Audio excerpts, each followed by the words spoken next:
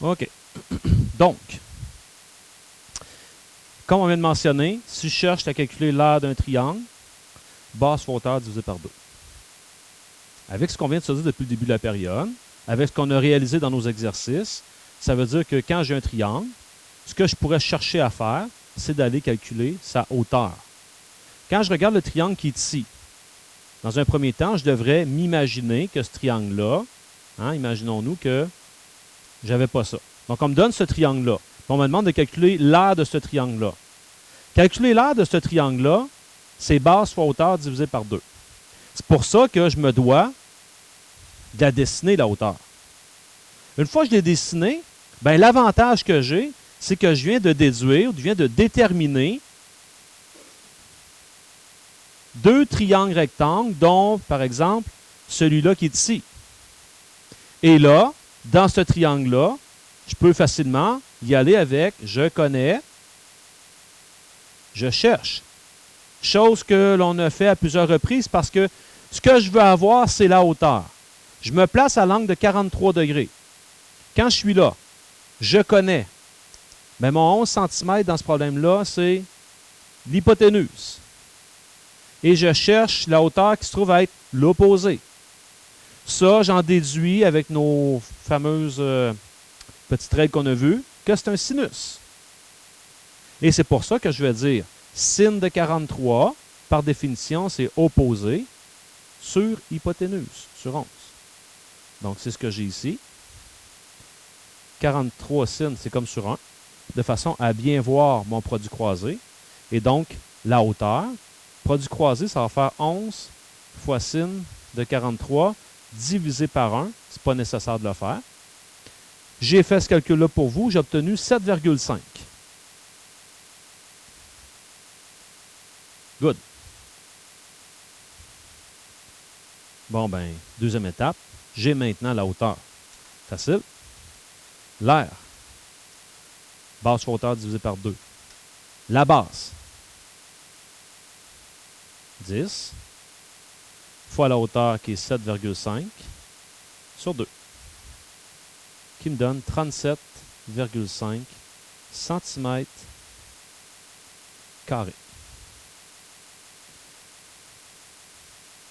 Je vous ferai remarquer, non, en fait, je vais vous poser la question. Combien y a-t-il de hauteur dans un triangle? 3 hauteurs.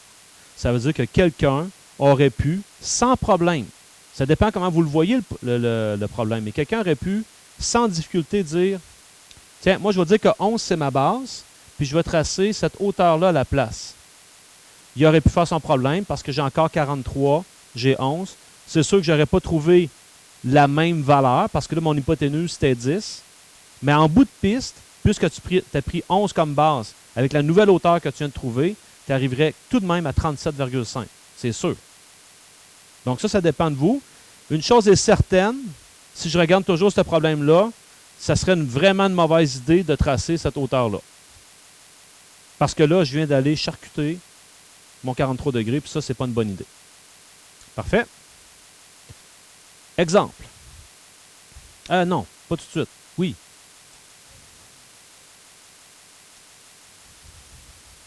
Très bien dit. Est-ce que tout le monde a entendu ce qu'Elie vient de dire? À moins que le triangle qu'on te donne, ça c'est parce qu'il doit en avoir fait une couple de problèmes pour dire ça, à moins que le triangle qu'on te donne, c'est un triangle isocèle. Alors même si dans un triangle comme celui-là, je te dis par exemple que ça vaut 40 degrés, eh bien ce que tu dois savoir, c'est que le triangle isocèle a une particularité. Et la particularité, c'est que quand tu traces sa hauteur, la hauteur, là, elle est bisectrice et elle est médiatrice. Ça veut dire quoi, ça? Bien, bisectrice, ça veut dire que c'est sûr que c'est 20 là, 20 là. C'est comme ça que se comporte le triangle isocèle. Puis en plus, je peux te garantir que ces deux-là sont pareils.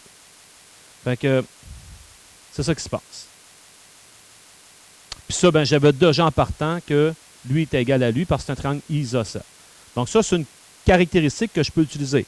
Bon, c'est rare que ça va arriver, mais si ça arrive, ça, j'ai le droit de le faire. Une autre situation qui peut se produire, toujours dans l'aire des triangles. Prenons ce triangle-là ici. On va prendre le temps de l'observer un petit peu plus en détail. Si je prends ce triangle-là, je l'emmène ici, puis je voudrais faire avec vous en plein ce qu'on a fait avec l'autre, c'est-à-dire le prendre et tenter de tracer sa hauteur pour voir. Si je prends ce triangle-là et que je trace sa hauteur, vous n'êtes pas obligé de faire ça, faites juste observer ici. Je trace sa hauteur. Je voudrais calculer l'air. Bon, jusqu'à maintenant, il n'y a pas trop de problème parce que je n'ai pas passé à travers un angle connu. Quand je fais ça, est-ce que je vais être en mesure de trouver sa hauteur? Est-ce que j'ai suffisamment d'informations?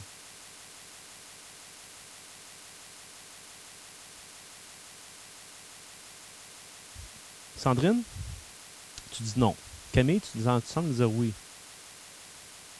OK, tu viens de voir que le 12, finalement, c'est pas tout, hein? Ouais. 12, c'est tout ça, là. C'est sûr que si 12, c'était ce bout-là, OK, là, on sera en voiture, mais c'est pas le cas. Donc, peux-tu? Non. Si au lieu de tracer celle-là, j'avais tracé un autre, ça revient au même. Donc là, on est face à un problème particulier. J'ai pas d'angle. Quand je n'ai pas d'angle, eh bien, il y a un dénommé héron. Pas l'oiseau, là. C'était son nom de famille. Lui, il a analysé les triangles. Il s'y est intéressé un peu plus. Il en est arrivé à une conclusion. Il est arrivé à la conclusion que pour tout triangle, lorsque tu fais ce calcul-là que je vais vous expliquer dans pas long, la racine carrée de P minuscule fois P moins A fois P moins B fois P moins C, A, B et C étant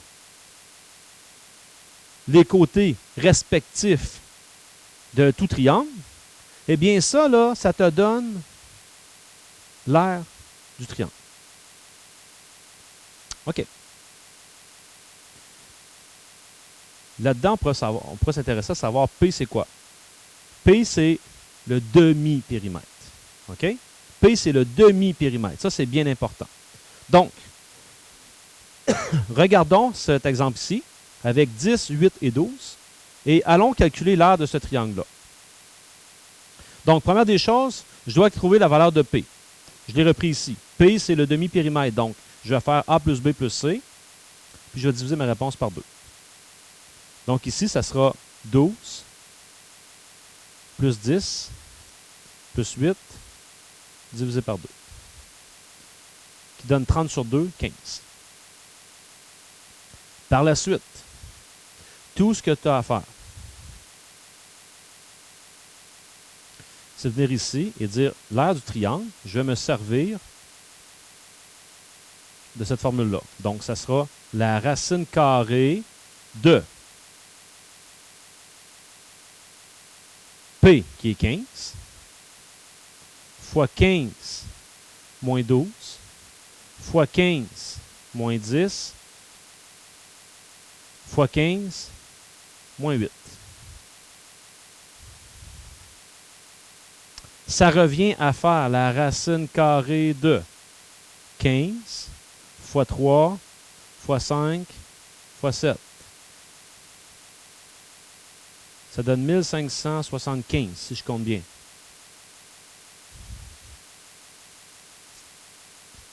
Puis la racine de 1575, si je ne fais pas d'erreur, 39,69. Eh bien, 39,69, c'est l'aire de ce triangle-là.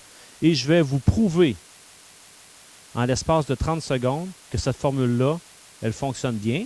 Pourquoi? Comment je vais m'y prendre? Je vais prendre un triangle qu'on connaît. Regardez bien ça. Vous pouvez juste déposer vos crayons, je vais vous montrer que ça fonctionne. Je m'en viens ici. Je vais me tracer un triangle rectangle. C'est comme en traçant un triangle rectangle, je suis sûr que je ne me tromperai pas. Parce que dans un triangle rectangle, la base et la hauteur, c'est facile. Parce que là, c'est clair qu'ici, c'est un angle droit. Et là, je vais me dessiner un triangle rectangle. Donc, je vais avoir besoin de votre aide un peu. On s'en invente un. Parfait. Disons que ça vaut 8.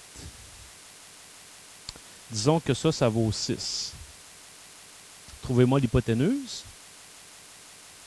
s'il vous plaît.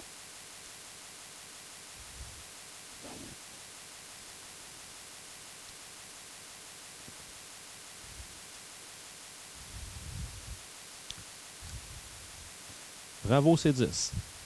J'aurais aimé ça que dans la classe, qu'il y en ait un qui fasse « Hey, monsieur, c'est 10. » Pourquoi? Ouais, mais c'est un triangle remarquable. Oui, Élie? Oui. Le triangle de base, 3, 4, 5, c'est un triangle de base en Pythagore. Ça marche tout le temps. 3 au carré plus 4 au carré, ça fait 25. 25 qui vient de 5 au carré. Alors, à chaque fois que vous allez voir qu'il y a des multiples de 3 fois 2, 4 fois 2, bang, c'est 5 fois 2. Ça marche tout le temps. OK, une fois qu'on a dit ça, si je veux y aller avec ce que je connais de base, base fois hauteur divisé par 2. Ça, tout le monde connaît ça. Ça fait quoi ici? Ça fait 8 fois 6. Je peux le faire comme ça parce que, puisque j'ai un angle droit, 6, c'est ma hauteur. Divisé par 2. Ça fait 48 divisé par 2. Donc, l'aire de ce triangle-là, c'est 24. OK. Je sais que les mesures qui sont là sont réelles. On l'a vérifié, triangle de Pythagore. Donc, si j'avais à calculer petit p, je ferais 6 plus 8 plus 10, que je diviserais par 2. 14, 24. 24 sur 2, ça fait 12. Par la suite, la formule dit l'aire, tu vas faire la racine carrée de P. Puis là, tu prends P et tu le soustrais de chacun des autres côtés. Et ça, je te garantis, en fait, c'est pas moi, là, c'est mon chum Héron qui a dit, ça va arriver à l'aire. 12 fois 2 fois 4 fois 5. 24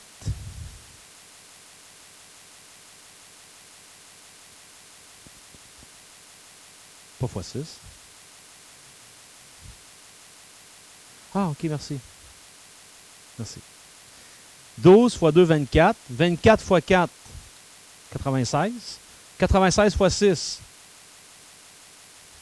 96 fois 6, s'il vous plaît. 576. OK. Ça fait 24. Merci. Bonsoir. Oui? Ah oui, je l'ai inventé de vous autres. Nous aussi, t'es capable. Ça va? OK. Le calcul mental, c'est quelque chose de bien important dans la vie. Hein? Le calcul, c'est une affaire. Le mental, c'est notre affaire. Le calcul mental, si tu ne veux pas te faire avoir dans la vie, c'est important d'avoir une petite idée. Exemple, tu t'as acheté des morceaux de vêtements, tu arrives à la caisse, tu as 4-5 morceaux, vite d'estimer, tu en as pour combien et combien que ça devrait te coûter, pour éviter que la caissière te dise « ça va te faire 225 et 56 ». Puis tu fais « OK, carte de crédit, ramasse ça, bonsoir ». Finalement, tu arrives chez vous, « Hey, ce morceau-là, il y avait 40 de rabais, c'est pour ça qu'il m'avait intéressé. Non, hey, elle ne m'a jamais donné mon rabais. » Je me suis fait avoir.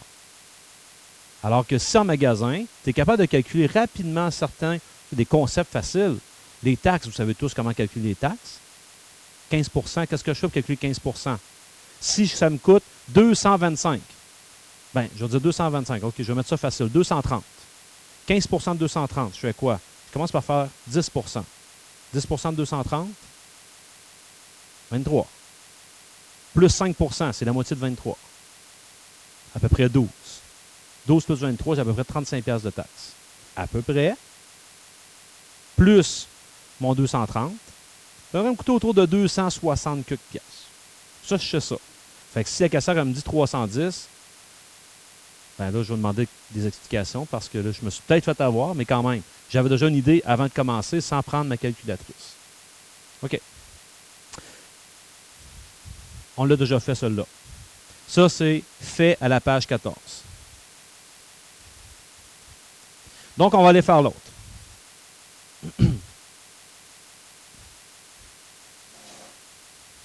Ce Ce que je vous présente ici, c'est de calculer l'aire des figures présentes. Donc là, ici, je veux l'aire de cette figure-là. Lorsqu'on va avoir on va avoir à faire l'aire de figure spéciale comme celle-là, qu'est-ce que je pourrais faire pour m'en sortir? Les séparer en triangles, parce qu'on travaille qu'avec des triangles.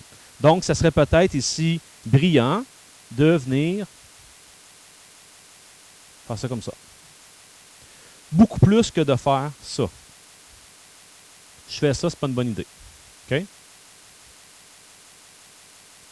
J'ai deux triangles. Allez-y. Est-ce qu'un triangle, on est capable de calculer l'aire? Pas encore. CBA, on a la hauteur, puis on a la base. Hein, le petit, là, il est facile. Donc, OK. Premier calcul. L'aire du triangle ABC. L'aire, c'est base fois hauteur divisé par 2. C'est-à-dire 8 fois 9. Bon, je serais mieux d'écrire 9 fois 8, là. Si on va être logique avec la formule. 9 fois 8 divisé par 2. Qui me donne 36 cm². Parce que 9 fois 8, ça fait 72. 72 divisé par 2, 36. C'est réglé, c'est fait. Là, il me reste à faire l'autre. L'autre. J'attends vos propositions. Comment je pourrais faire pour calculer l'aire de l'autre triangle? Élie. OK, toi, Élie, tu nous proposes de venir calculer ici CA. Dans quel but? OK? Et quoi faire par la suite? Excellent, Jenny. Tu vas avoir les trois côtés maintenant. Tu vas pouvoir faire et rond. Donc, deuxième calcul, je devrais écrire ceci. Là, il faut que je fasse comprendre aux profs dans quoi je travaille. Donc, je pourrais dire dans le triangle ABC. Comment je vais trouver ça, CA? Ben oui, ben oui, ben oui. Par Pythagore. Donc, par Pythagore. Pythagore. Pythagée. Là, ici, je vais vous aider, là. Ceux qui auraient le goût d'écrire C2 égale à 2 plus B2, là, pas une bonne idée. Parce que c'est pas vrai. Parce que dans ce triangle-là, là, quand, là, si je me fie vraiment au triangle, là, ça c'est C, ça c'est A, ça c'est B. Vous venez de m'écrire de quelque chose qui est vraiment pas vrai. Je vous propose la chose suivante. Parce que plus ça va avancer, plus on va être dans des formes dans lesquelles il va y avoir plusieurs triangles. Écrivez-le donc comme ça.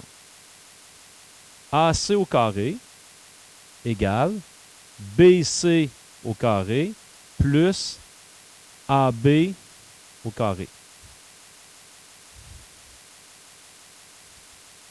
Comprenez-vous? L'hypoténuse au carré, c'est l'autre au carré plus l'autre au carré. C, oui, c'est votre C2 égale à 2 plus B2. Elle est là dans ta tête, si tu veux, c'est correct. Mais je l'applique comme ça, puis ça, ben, tout le monde peut suivre vos calculs.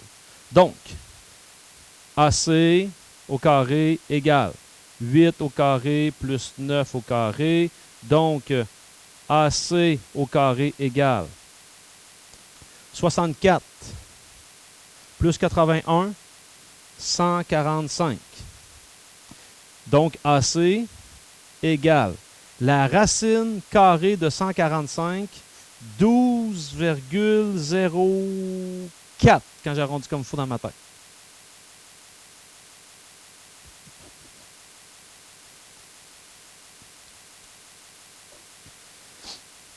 Là, c'est un dessin, donc je vais venir ici.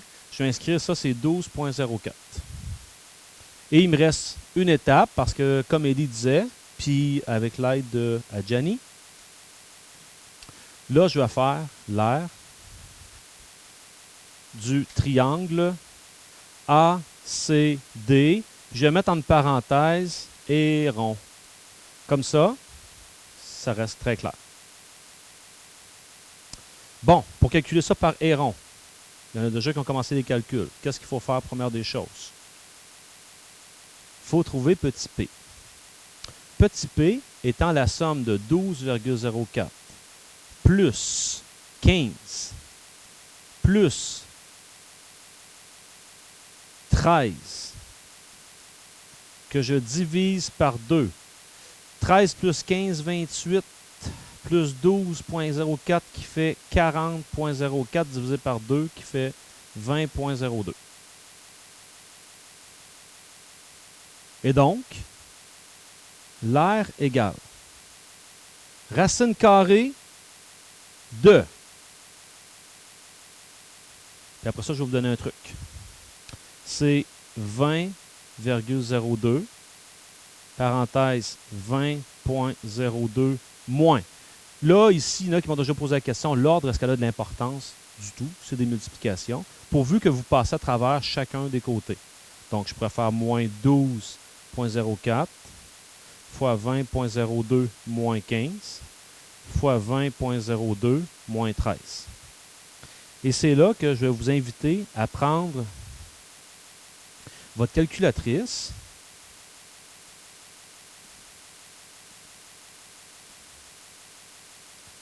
Parce que sur votre calculatrice, ça serait bien si au lieu d'avoir à calculer chaque parenthèse, je pouvais faire ça d'un seul coup. Puis moi, je n'ai pas de problème avec ça parce que là, rendu là, c'est une question de calcul. C'est pas une question de savoir si tu sais qu'est-ce que ça donne, 20,02 moins 12,04, puis 20,02 moins 15, ainsi de suite. J'ai pas de problème sur ta calculatrice. Bien sûr que là, tu dois connaître ta calculatrice, mais que tu fasses ça directement et que tu me donnes ta réponse. Ça, c'est la racine carrée de. Et là, avec votre calculatrice, j'en vois qu'il l'essaie déjà. J'ouvre une grande parenthèse parce que je veux mettre l'ensemble de mes calculs. L'ensemble de mes calculs, c'est quoi? C'est 20,02 fois, parenthèse, 20,02 moins 12,04 fois 20,02 moins 15 fois 20,02 moins 13. Et je dois refermer la parenthèse, qui était ma parenthèse au départ que je m'étais ouverte pour la racine carrée. Et si on n'a pas fait d'erreur, ben là, on va obtenir 75,03 qui est la bonne réponse. Ça évite d'avoir à faire plein de petits calculs, de transcrire les réponses, de refaire la multiplication de tout ça. Fait que ça sera à vous de le vérifier pour être certain que vous arrivez. 75,03 cm². Et là, il me reste une étape à faire, la dernière. La dernière étape ici se trouve à être finalement l'aire de A, B, C, D. L'aire de tout ça. Bien, l'aire de A, B, C, D, c'est ni plus ni moins que 36, que j'avais trouvé au départ, plus 75,03 qu'on vient de trouver, qui me donne 111,03 cm².